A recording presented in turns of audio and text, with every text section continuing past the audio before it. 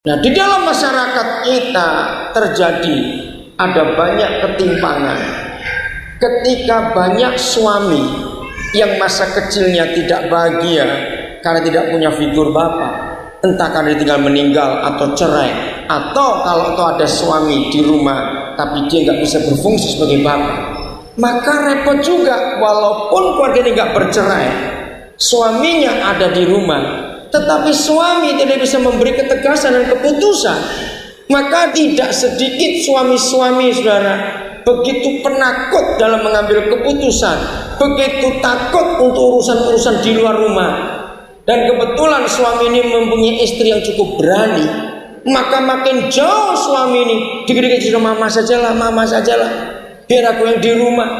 Ada begitu banyak suami yang berlaku seperti itu karena masa lalunya, masa anak-anaknya yang gak punya figur bapak. Akhirnya anak-anak pun melihat peranan mamanya lebih dominan dari bapaknya di rumah. Bapaknya gak pernah menyakiti hati anaknya, memang bapak yang baik, tapi bapaknya terlalu lemah dalam kepemimpinan dan tidak bisa melihat itu mengambil keputusan apa-apa. Lalu bagaimana kalau ada rumah tangga seperti ini? Sekalipun mereka tidak bercerai, sekalipun suami itu baik, dia yang baik, tapi terlalu lembut suami ini, sehingga kehadiran ayah di rumah itu tidak dirasakan oleh anak-anak. Anak-anak lebih merasakan kehadiran mamanya, karena mamanya lebih cekatan, ngurus ini, ngurus lebih bisa, urusan sekolah, urusan izin, urusan semuanya itu. Papanya alim betul ada di rumah, maka anak-anak pun akan cacat jiwanya.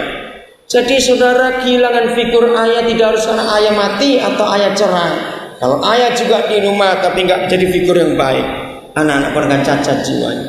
Dan dalam kondisi seperti ini, gerejalah yang harus bertanggung jawab untuk memulihkan keadaan para suami itu.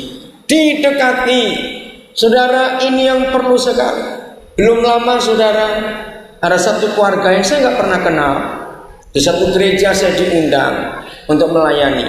Tiba-tiba waktu ibadah berjalan, salah seorang pengurus gereja itu mengantar minuman kepada saya. Waktu dia mengantar minuman kepada saya, Roh Kudus bicara sesuatu tentang masa lalunya. Saya nggak pernah kenal orang itu. Selesai ibadah, saya punya waktu untuk berjumpa dengan dia, dan saya tanya, bagaimana? Saudara, kaget. Dia ditinggal mati oleh bapaknya waktu dia umur 5 tahun. Dan 5 kakaknya, dia anak ke-6 bungsu yang mengasuh dia berganti-ganti. Beda dengan istrinya 10 tahun. Nah, ternyata istrinya pun adalah satu pribadi yang mencari figur ayah. Dan ketika dia menikah dengan suaminya, memang dari dulu cita-citanya dia ingin mencari suami yang lebih tua jauh umurnya. Karena dia rindu, dia butuh perlindungan dalam hidup. Ternyata dia salah kawin, mendapatkan memang orang lebih tua dari dia, tapi si suami pun adalah satu pribadi yang gak punya figur ayah. Suaminya baik, anak-anaknya waktu saya tanya, mereka sayang papanya, papanya pun sayang. Tapi ketika semua itu terbongkar, istrinya menangis, saya capek menikah dengan dia. Suaminya kaget, kenapa kamu gak ngomong? Kalau kamu capek menikah dengan aku, kaget juga. Kenapa capek? Karena tidak pernah ada satupun keputusan yang diambil oleh suaminya. Semuanya dia harus ambil keputusan. Saudara, Tuhan pulihkan mereka luar biasa. Maka itu kehadiran seorang ayah tidak hanya secara hadir secara fisik di rumah, tetapi secara fungsi. Untuk apa ada ayah, ada ibu, tapi gak berfungsi? Nah, saya melihat kecenderungan akhir zaman ini mengerikan sekali, saudara. Apa yang terjadi?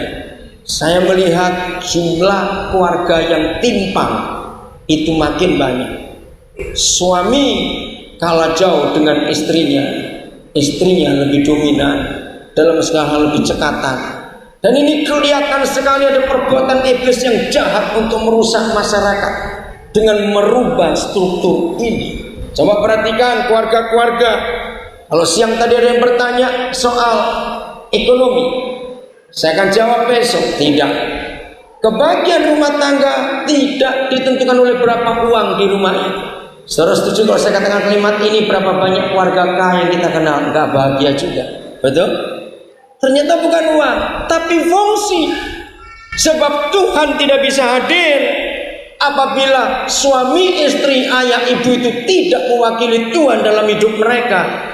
Maka itu Tuhan membagi tugas 4 fungsi mama dan 6 fungsi papa, supaya keluarga-keluarga itu mewakili Tuhan dan anak-anak jadi hebat sekali dalam kehidupannya. Mari kita perhatikan baik-baik pernikahan kita, dan biarlah kita menolong keluarga-keluarga lain dalam pernikahan mereka.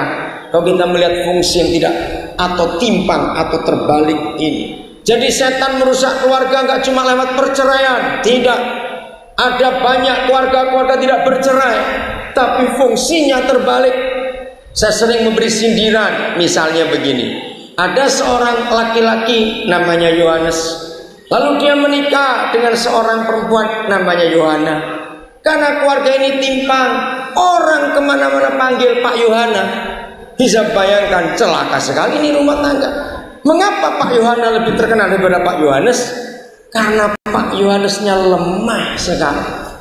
Dan keluarga ini rusak. Karena apa? Fungsinya terbalik. Saudara, kita masih ingat ketika 2 keluarga yang dipilih Tuhan pertama di dunia, itulah keluarga Adam dan keluarga Abraham. Kita menyontoh itu. Sebelum kita lihat 2 keluarga itu, saudara, kita lihat ayat yang pertama tentang peranan yang terbalik dalam hidup suami istri. Kejadian 3 ayat 17. Perhatikan, Kejadian 3:17. Tolong, baik yang sudah menikah maupun yang belum, semua istri dan semua perempuan harus memperhatikan ayat ini. Saudara lihat baik-baik ayat itu. 3 bulan sebelum saya menikah, saya berikan ayat ini kepada calon istri saya untuk dia tidak bersalah dalam fungsinya sebagai seorang istri. Sama seperti yang siang tadi saya bahas, kapan saya mendapat rahasia, jawaban rahasia Pengkhotbah 4 ayat 11 tentang panas itu. Ketika ada kasus anak-anak banyak sakit dalam rumah tangga. Kenapa? Nah, pada bulan itu saudara, pelayanan yang saya hadapi, begitu banyak saya menangani suami-suami gagal. Baik pengusaha, baik pegawai, baik karyawan, baik itu hamba Tuhan. Kenapa gagal? Begitu sulit untuk hidup. Ada apa ini? Karena saya selalu menggunakan teori kedokteran dalam pelayanan. Dokter-dokter itu disumpah, kalau suatu hari dokter semua pasti buat jurnal. Dan saya pun buat jurnal dalam pelayanan saya. Dan setiap akhir bulan saya teliti, bulan yang baru lewat ini pelayanan apa yang paling banyak saya tangani.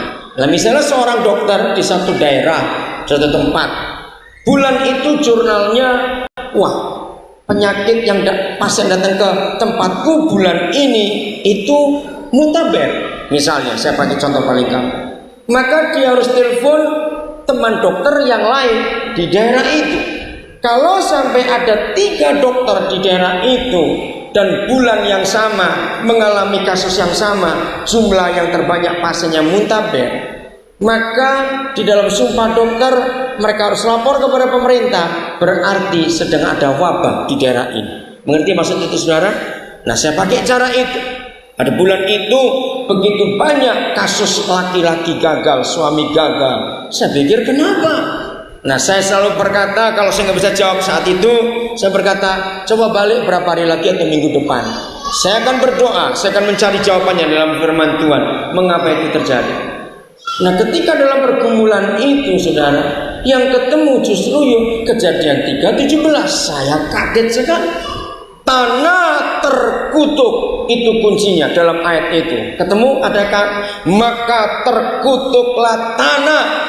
Nah, tanah yang terkutuk itu berarti tanah itu tidak bisa menghasilkan apa-apa.